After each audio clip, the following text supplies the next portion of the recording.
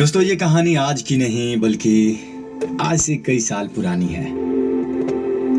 एक जगह था जहां एक व्यक्ति बहुत परेशान था।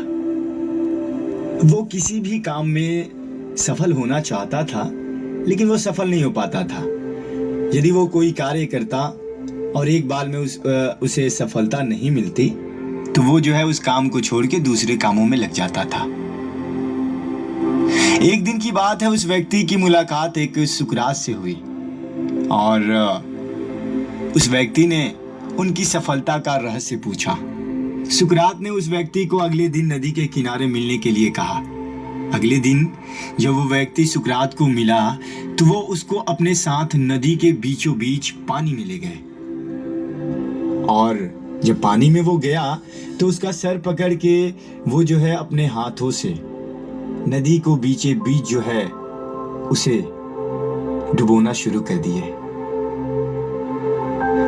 वो पानी में बार बार डुबोते, कुछ पल के लिए पानी में डुबो कर रखते और फिर बाहर निकालते। ऐसा उन्होंने कई बार किया। अंत में उन्होंने देखा कि उसकी सांस ना आने के कारण से वो धीरे धीरे जो है नीला पड़ने लगा था और सांस ना लेने की वजह से वो तड़पने भी लगा।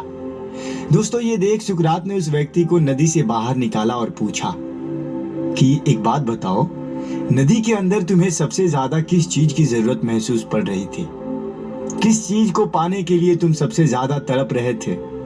दोस्तों ये बात सुन के उस व्यक्ति ने उत्तर दिया, कहा कि महाशय, सांस मुझे बेहद जरूरी थी और मुझे कुछ चाहिए या ना चाहिए, लेकिन सांस की जरूरत बहुत ज्यादा थी। ये बात सुन सुकरात ने उससे कहा कि बस यही सफलता का रहस्य है। अब यदि तुम्हें किसी लक्ष्य को पाना हो तो ठीक उसी तरीके से प्रयत्न करना जिस तरह से तुम नदी में सांस लेने के लिए कर रहे थे, तब तुम्हें सफलता जरूर मिल जाएगी। ये बात कह के सुकरात वहां से चले गए और शायद उस व्यक्ति को ये बात समझ आ गई।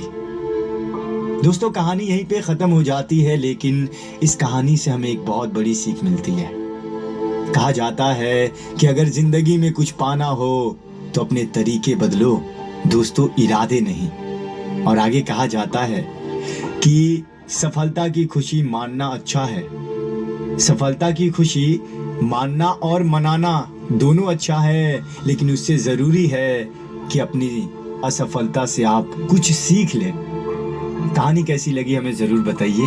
और मैं हर बार कहता हूँ कि इंसान इस दुनिया में आता है तो इस दुनिया में आते ही जैसे जैसे वो होशियार होते जाता है, समझदार होते जाता है, उस पे उसकी घरों का बोझ जो आने लगता है, उसके बाद से वो सोचने लगता है कि कैसे मैं इस दुनिया का सबसे अमीर इंसान बन जाऊं।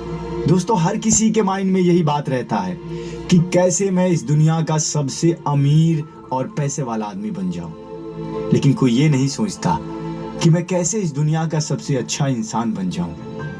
कहा जाता है कि सब्र का फल मीठा होता है, मेहनत का फल और समस्या का हल देर से ही सही लेकिन मिलता हमें जरूर है। कई तरीके हैं दुनिया में पैसे कमाने के। एक होते हैं कि आप गलत काम करके भी पैसे कमा सकते हैं, एक होता है कि आप पसीने बहा के भी पैसे कमा सकते हैं। लेकिन कहा जाता है कि गलत काम का गलत नतीजा होता है और अच्छे का अच्छा। इसलिए हमें अच्छे रास्तों को चुनना चाहिए।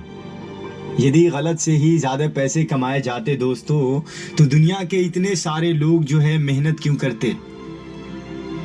लोग रिक्शा चलाते हैं, ठेला चलाते हैं, पसीने बहाते हैं।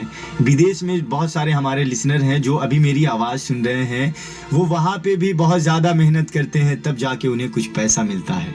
यदि वो भी अमीर बनने की इच्छा लेके यहीं पे गलत काम करते तो वो भी हो ना हो कहीं ना कहीं अमीर बनते। लेकिन दोस्तों कहा जाता है कि गलत का गलत और अच्छा का अच्छा होता है। इसलिए हमेशा अच्छा काम कीजिए, अच्छे तरीके से धन कमाइए और ज़्यादा धन की ज़रूरत भी नहीं है हमें। थोड़ा सा धन हो वही काफ़ी है जिससे कि हमारी ज़िंदगी चल सके। क्योंकि यदि आप ज़्यादा धन कमा भी लेते हैं तो उसका क्या फ़ायदा, आप उसे ले भी नहीं जा सकते, और हमारी उम्र जो है 70 से 80 साल की है सबकी। उसके बाद से दुनिया से चले जाना है, और दुनिया से जब जाइएगा तो दोस्तों वो सारे के सारे चीज़ यहीं रह जाएंगे। यहाँ तक कि आपका हर वो चीज़ आपके घर से भी बाहर निकाल दिए जाते हैं जब इस दुनिया को आप छोड़ जाते हैं। तो दोस्तों खुद पे घमंड मत कीजिए, क्योंकि ये दुनिया बहुत जालिम है और इसे हम अपना घर समझ लेते हैं, ये भूल जाते हैं कि हमें इसको भी छोड़ के जाना है। तो अच्छा इंसान बनिए और हमेशा खुश रहिए, हंसते मुस्कुराते रहिए। अंत में मैं फिर से कहूँगा, एक लाइन कहा जाता है कि अगर ज़िंदगी में कुछ पाना हो तो तरीके बदलिए, अपने इरादे नहीं। नेक बनिए, अच्छा बनिए, अच्छी सोच रखिए, हंसते मुस्कुराते रहिए।